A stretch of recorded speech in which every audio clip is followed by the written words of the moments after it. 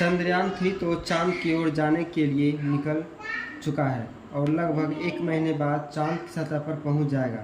लेकिन चंद्रयान-3 को लेकर जाने वाला रॉकेट स्पेस से वापस नहीं आएगा, क्योंकि रॉकेट स्पेस में ही उससे अलग हो जाएगा। और जब कोई स्पेसक्राफ्ट एस्ट्रोनॉट को लेकर स्पेस में जाता है तो उसे लेकर वापस भी आता है। ये कैसे होता है, आपको कोई आइडिया है? नहीं ना? तो आपको जानकर हैरानी होगी कि आज की दुनिया का ये एडवांस सिस्टम 300 साल पुराने नियम पर काम करता है। क्या हुआ, कुछ समझ में नहीं आया? चलिए आज के वीडियो में हम आपको रॉकेट और स्पेसक्राफ्ट के आसमान में जाने और वहां से वापस आने की पूरी प्रोसेस बताने वाला हूं। तो बने रहिए वीडियो के अंत तक। दोस्तों, चंद्रयान-3 को चांद तक पहुंचाने के लिए बाहुबली रॉकेट LBM-3 का इस्तेमाल किया गया है। खास तौर से भारी लोड ले जाने के लिए तैयार किया गया है। तो दोस्तों, क्या आप जानते हैं कि एस्ट्रोनॉट को स्पेस में ले जाने के लिए स्पेसक्राफ्ट का इस्तेमाल किया जाता है?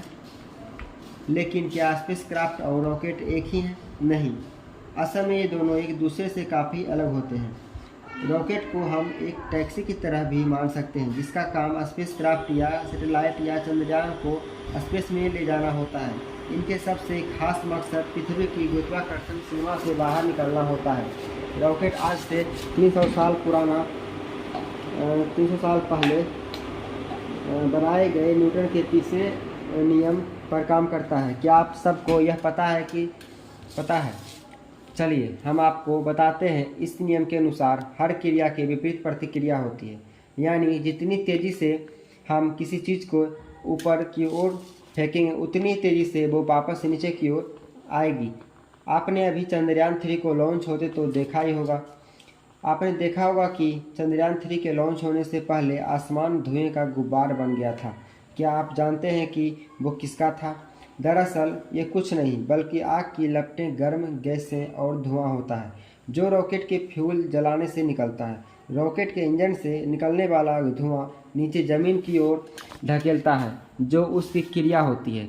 जब आपने रॉकेट ज़मीन से ऊपर उठते हुए विपरीत दिशा में चलना शुरू कर देता है, यानी कि रॉकेट तेज़ गति से गर्म वायु को पीछे की ओर छोड़ता है। इस वजह से रॉकेट आगे की दिशा में जाने के लिए इक्वल प्रोपोर्शन का फोर्स मिलता है और वह आगे बढ़ता चला जाता है। अब ये ऐसा नहीं है कि रॉकेट के ऊपर गुरुत्वाकर्षण बल काम नहीं कर रहा है। जब कोई रॉकेट फ्यूल प्रोपेलेंट को जलाता है और एग्जॉस्ट को बाहर ढकेलता है तो इससे ऊपर की ओर फोर्स लगनी शुरू होती है, जिसे थ्रस्ट कहा जाता है। लॉन्च करने के लिए रॉकेट को पर्याप्त मात्रा में प्रोपेलेंट की ज़रूरत होती है, ताकि रॉकेट को ऊपर ढकेलने वाला जोर रॉकेट को नीचे खींचने वाले गुरुत्वाकर्षण बल से अधिक हो जाए। एक रॉकेट को कम से कम 17,800 मील या 28,646 किलोमीटर प्रति घंटे की स्पीड की ज़रूरत होती है। पृथ्वी की गुरुत्वाकर्षण क्षेत्र से बाहर निकलने के लिए दोस्तों, रॉकेट में ज़्यादातर लिक्विड फ्यूल या प्रोपेलेंट का इस्तेमाल किया जाता है। एक रॉकेट में मेन रॉकेट के अलावा एक्स्ट्रा रॉकेट भी लगाया जाता है। रॉकेट को पृथ्वी की कक्षा से बाहर निकालने के लिए ज़रूरी थ्रस्ट पैदा करने में मदद करता है। जहां मेन रॉकेट में लिक्विड प्रोपेलेंट का इस्तेमाल किया जाता है, वहीं एक्स्ट्रा रॉकेट में सॉलिड प्रोपेलेंट का इस्तेमाल होता है।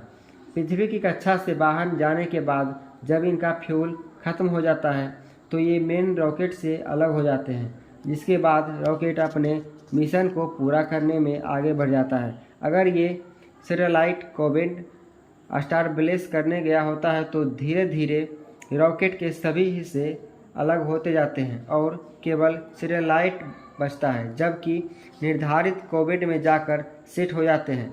अब बात करते हैं स्पेसक्राफ्ट की। स्पेसक्राफ्ट एक प्लेन जैसा ही होता है, जिसमें कई सारी फैसिलिटी मौजूद होते हैं। इसके अंदर एस्ट्रोनॉट रहने, सोने, खाने के साथ साथ इंटरनेट और एक्सरसाइज का पूरा इंतजाम रहता है। दोस्तों, एक स्पेसक्राफ्ट को स्पेस में ले जाने के लिए रॉकेट को अटैच किया जाता है, जो पृथ्वी की कक्षा से बाहर निकलने के बाद जब उसका फ्यूल खत्म हो जाता है तब रॉकेट स्पेसक्राफ्ट से अलग हो जाता है। स्पेसक्राफ्ट में मौजूद एस्ट्रोनॉट स्पेसक्राफ्ट को उसी तरह चला सकते हैं जैसे कि एरोप्लेन को चलाया जाता है। स्पेसक्राफ्ट में काफ़ी सारे एडवांस सेंसर और एडवांस मशीन का इस्तेमाल किया जाता है ताकि एस्ट्रोनॉट आसानी से इसको हैंडल कर सके। एस्ट्रोनॉट को ग्राउंड स्टेशन से कांटेक्ट बनाकर रखना होता है ताकि उनकी पल पल की जानकारी ग्राउंड स्टेशन में बैठे लोगों को मिलती है।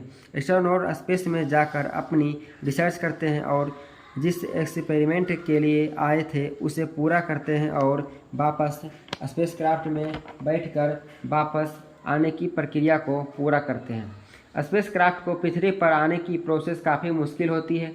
जिस स्पेसक्राफ्ट को पृथ्वी के वायुमंडल को क्रॉस करना होता है उसके लिए स्पेसक्राफ्ट धीरे धीरे पृथ्वी के कक्षा के चक्कर लगाते हुए नीचे की ओर आना शुरू करते हैं। इस समय स्पेसक्राफ्ट के साथ कोई भी रॉकेट नहीं होता। इस वजह से यहाँ सारा कंट्रोल स्पेसक्राफ्ट के ऊपर ही होता है।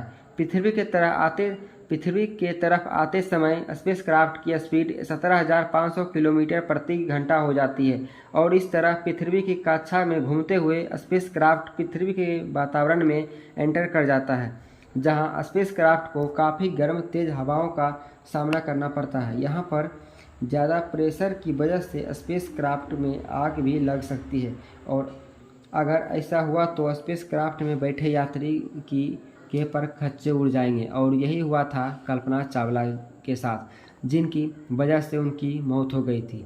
इस हीट और प्रेशर से बचने के लिए स्पेसक्राफ्ट के ऊपर एक हीट इंसुलेशन शीट लगाई जाती है। अगर कहीं किन्हीं कारणवश ये टूट गया तो स्पेसक्राफ्ट का यही हाल होगा जो कोलंबिया स्पेसक्राफ्ट के साथ हुआ था।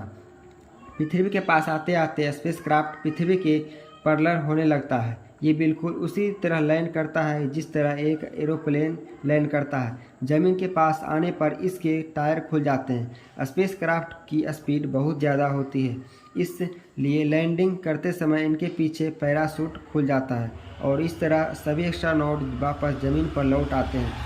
क्या आप जानते हैं कि स्पेस ट्रैवल के दौरान किसी स्पेसक्राफ्ट को फ्यूल की ज़रूरत पड़ेगी तो क्या होगा? स्पेस में पेट्रोल पंप तो है नहीं। इस कंडीशन में स्पेसक्राफ्ट इंटरनेशनल स्पेस स्टेशन से फ्यूल ले सकता है। इंटरनेशनल स्पेस स्टेशन एक ऐसी जगह है जहां कई एस्ट्रोनॉट हमेशा मौजूद रहते हैं। जब आप एस्ट्रोनॉट को स्पेस जाने का फ़ोटो या वीडियो देखते हैं तो चलिए दोस्तों, अब आप लोग स्पेसक्राफ्ट और एस्ट्रोनॉट के बारे में अच्छी तरह से जान गए होंगे।